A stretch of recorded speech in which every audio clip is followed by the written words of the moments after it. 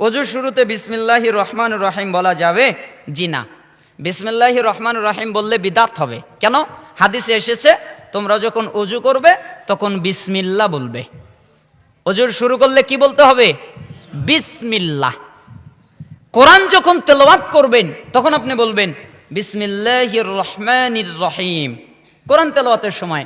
এছাড়া যা কিছু আছে, যেমন মনে করেন বোতল খোলা, বিসমিল্লাহ। যেমন মনে করেন দরজা খোলা, বিসমিল্লাহ। যেমন মনে করেন কোনো কিছু খোলা, বিসমিল্লাহ। যেমন কোনো কিছু মানে আপনি যাই করবেন সবগুলোতেই বিসমিল্লাহ। শুধুমাত্র কোরআন তেলাওয়াতের সময় বিসমিল্লাহির রহমানির রহিম পুরোটা। এছাড়া সমস্ত কাজের, উত্তম কাজের শুরুতে বিসমিল্লাহ। ঈদের সালাত 6 তাকবীর না 12 তাকবীর? বিস্তারিত জানাবেন কোরআন ও হাদিস দ্বারা। বিস্তারিত জানানোর সময় আমার কাছে নেই। আমি হানাফি মানুষ, তো আমি 6 তাকবীরেরও হাদিস পড়েছি, 12 তাকবীরেরও হাদিস পড়েছি। তবে আমি দেখি 6 তাকবীরের হাদিসকে আলবানী রহিমাহুল্লাহ সহি বলেছেন, তবে 12 তাকবীরের হাদিস সহি বেশি, বুখারীতে এসেছে, মুসলিমে এসেছে, অন্যান্য কিতাবে এসেছে। এজন্য আমরা 12 তাকবীর পড়ি, এটাই উত্তম। মক্কা মদিনায়ও তাই হয়। ইব্রাহিম আলাইহিস সালামকে জাতির পিতা বলা যাবে কি? এটা নিয়ে ইখতিলাফ আছে। রুকুবেলে রাকাত হিসেবে গণ্য হবে কি না? রুকুবেলে রাকাত হবে। আপনি যদি বলেন দলিল, অনেক দলিল আছে। যেমন একটা লোক মানে এসে দেখলো যে সালাত শুরু হয়ে গেছে, এই জন্য লোকটা ওই দূর থেকেই রুকু করলো, রুকু করে জামাতের সাথে সামিল হলো। শোনেন না এই হাদিস? তখন রাসূল সাল্লাল্লাহু আলাইহি ওয়াসাল্লাম বললেন, এই তুমি এই কাজ করলা কেন? তুমি আর এই কাজ করবা না, তুমি ধীরে সুস্থে আসবা, যতটুকু পাবা ততটুকু পড়বা, যতটুকু ছেড়ে যাবে ততটুকু তুমি একা আদায় করে নিবা। তা আল্লাহর নবী তো বললো না যে তুমি যে রুকুটা পেলে তোমার তো সালাত হয় নাই, তাই আর এক রাকাত বেশি করে পড়ো। এবার ওই যে বিন বাজ রাহিমাহুল্লাহকে একজন প্রশ্ন করেছিলেন যে অনেকেই তো আপনি রাসূল বলেছেন যে সূরা ফাতিহা ছাড়া সালাত হয় না, আর আপনারা বলেন রুকু পেলে রাকাত হয়, ব্যাপারটা কি? তখন উনি বললেন, যেই নবী বলেছেন সূরা ফাতিহা ছাড়া সালাত হয় না, ওই নবী বলেছেন রুকু পেলে রাকাত হয়, তা আমি কি করব? সূরা ফাতিহার জায়গায় সূরা ফাতিহা না পড়লে সালাত হবে না, বুঝছেন? হাত ধোয়া কি? ওযুর সময় হাত ধোয়া কি? কোন পর্যন্ত হাত ধোয়া কি ফরজ? হাত নাই, ফরজ আদায় করেন। হাত নাই তো কি করবেন? আরে হাতই তো নাই, আমি ফরজ আদায় কেমনে করব? তা আপনার তো কিরাতের জায়গাই না। আপনি কিরাতের জায়গায় যদি সূরা ফাতিহা না পড়েন সালাত হবে না। কিন্তু যেহেতু রুকু পেয়ে গেছেন, আপনি দাঁড়ানোটা পাননি, তাহলে আপনার সালাত হয়ে যাবে। এটা নিয়েও ইখতিলাফ আছে আমাদের দেশে।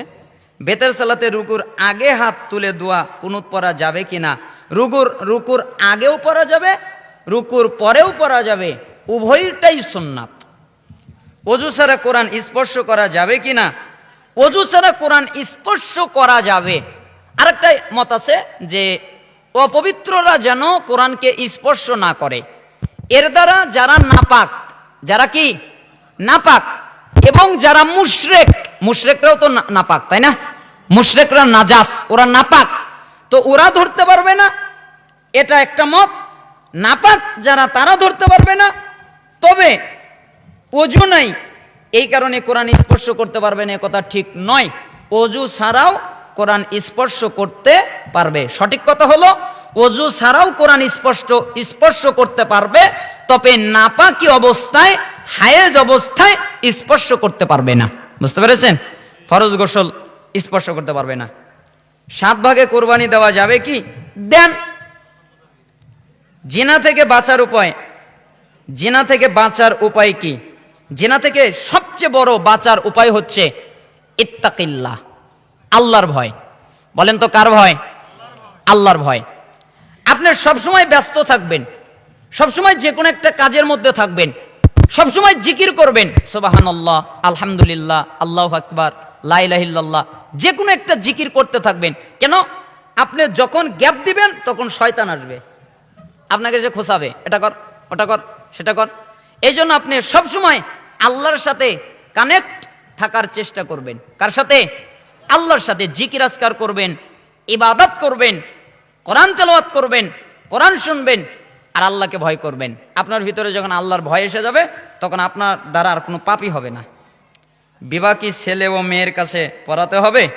হুজুরকে দিয়ে জোর করে বিদাত করে নিলে হুজুরের করণীয় কি? এখানে দুটা প্রশ্ন। একটা হলো বিবাহ কি ছেলে ও মেয়ের কাছে পড়াতে হবে? না, মেয়ের কাছে বিবাহ পড়াতে হবে না। মেয়ের কাছ থেকে অনুমতি নেবে। মেয়ের কাছ থেকে কি নেবে? অনুমতি। বাপ, উত্তম হচ্ছে বাপ পড়াবে। বাপ যদি না থাকে চাচা, চাচা নাই, বড় ভাই, দাদা, কিন্তু মেয়ে বিয়ে দিতে পারবে না। তো মেয়ের কাছ থেকে বাপ অনুমতি নিয়ে ছেলের কাছে যাবে এবং ছেলের কাছে আরজি পেশ করবে। তখন ছেলে আলহামদুলিল্লাহ কবুল বলবে যে আমি গ্রহণ করলাম। একবার বললে বিয়ে হয়ে যায়, তিনবার আমাদের দেশে চলে, তিনবার বলুক, এতে অসুবিধা নাই। তাহলে মেয়ের কাছে গিয়ে পড়াতে হবে না, মেয়ের কাছ থেকে অনুমতি নিয়ে শুধু ছেলের কাছে পড়ালেই হবে। আর এটাই সুন্নাত পদ্ধতি। হুজুরকে দিয়ে জোর করে বিদাত করে নিলে হুজুরের করণীয় কি? হুজুরের করণীয় ওটা না করা। আর হুজুরের আর একটা করণীয়, আসসালামু আলাইকুম, আমি আপনার চাকরি করব না। কেন? রিজিকের দায়িত্ব কার? জোরে বলেন, রিজিকের দায়িত্ব কার? আপনি যদি ভাবেন যে আমার এই মসজিদে চাকরি না করলে আমি আর চাকরি পাবো না, তাহলে আপনার যে রব রিজিকের মালিক, এই বিশ্বাসটা আপনার নাই। এই ক্ষেত্রে আপনি দুর্বলতায়, আপনার ঈমান ভাঙার সম্ভাবনা রয়ে গেছে। এই জন্য আপনি অবশ্যই বিদআত ত্যাগ করবেন, প্রয়োজন হলে চাকরি ছাড়বেন, আল্লাহ আপনাকে উত্তম ব্যবস্থা করে দিবেন। আমি দোয়া করি আপনার যদি 10,000 টাকার বেতন হয় তাহলে ওই চাকরি ছেড়ে দিবেন, আল্লাহ যেন আপনাকে 20,000 টাকার বেতন দেয়। বুঝতে পারেন নাই? কিন্তু বিদআতের সাথে কখনো আপোষ করবেন না। হে আল্লাহ, আপনি এই প্রোগ্রামকে কবুল করেন। আমি যে আলোচনা করতে চেয়েছিলাম পরিপূর্ণ শেষ করতে পারি নাই, সময় শেষ, এই জন্য ক্ষমা চাচ্ছি। আল্লাহ সুবহানাহু ওয়া তাআলা আপনাদেরকে কবুল করুন। আমার জন্য দোয়া করবেন, আমিও আপনাদের জন্য দোয়া করি। উঠবেন না, দোয়া পরে উঠবেন। আর আপনারা দান করবেন, যে যা পারেন এই প্রতিষ্ঠানে কিছু সহযোগিতা করবেন। কেন? সাদাকাতু তুতফিউল খাতিয়া কামা ইতফিউল মাউন নার। কেউ যদি দান করে তাহলে তার গুনাহ সব ক্ষমা হয়, ওইভাবে যেভাবে আগুনের উপরে পানি ঢেলে দিলে আগুন নিভে যায়। আগুনের উপরে পানি ঢেলে দিলে আগুন নিভে যায় না? ঠিক দান করলে তার গুনাহও ক্ষমা হয়ে যায়। হাদিস তিরমিজি 2616 নম্বর হাদিস। তাই আপনারা দান করবেন। আল্লাহ তাআলা আপনি দানে বারাকা দান করুন। হে আল্লাহ, আমাদের যারা অসুস্থ তাদের শিফায়ে কামেলা আজেলা দান করুন। হে আল্লাহ, আমাদের যারা অভাবী তাদেরকে অভাব থেকে অব্যাহতি দান করুন। হে আল্লাহ, আমাদের যারা ঋণী তাদেরকে ঋণ থেকে রক্ষা করুন। হে আল্লাহ, আমাদের মধ্যে যে যে মুসিবতে আছে সেই মুসিবত থেকে আমাদেরকে পানা মঞ্জুর করেন।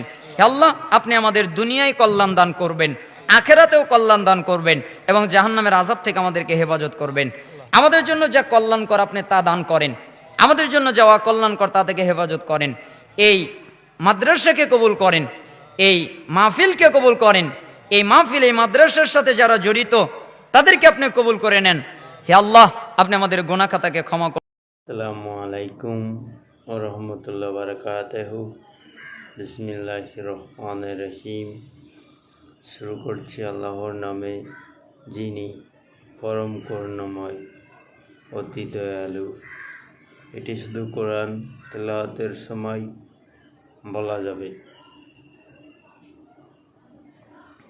তো এটা বলে আমি ভুল করলাম, তার জন্য আবার কেটে দিচ্ছি। এটাকেও আপনারা বলবেন না। তবে গুরুত্বপূর্ণ বিষয়, যে কোনো কাজের সময় বিসমিল্লাহ বলে শুরু করবেন।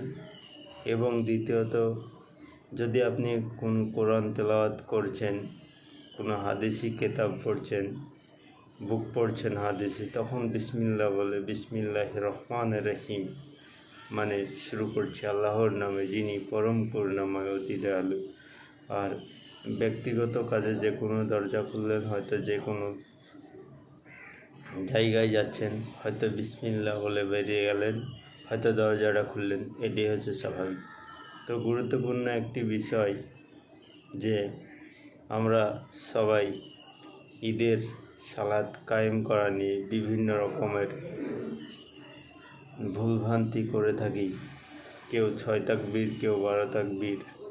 আসল কথা হচ্ছে যে যিনি আহলে হাদিস মোতাবিক তারা দিন যাপন করে না, যে হানাফি মাযহাবের ভাই, তিনি পড়েছেন, অনেক হাদিস রয়েছে যে গুরুত্বপূর্ণ হাদিস, যে বুখারীর মধ্যে অনেকবার এসছে যে 12 তাকবীরে সালাত কায়েম করা ঈদের।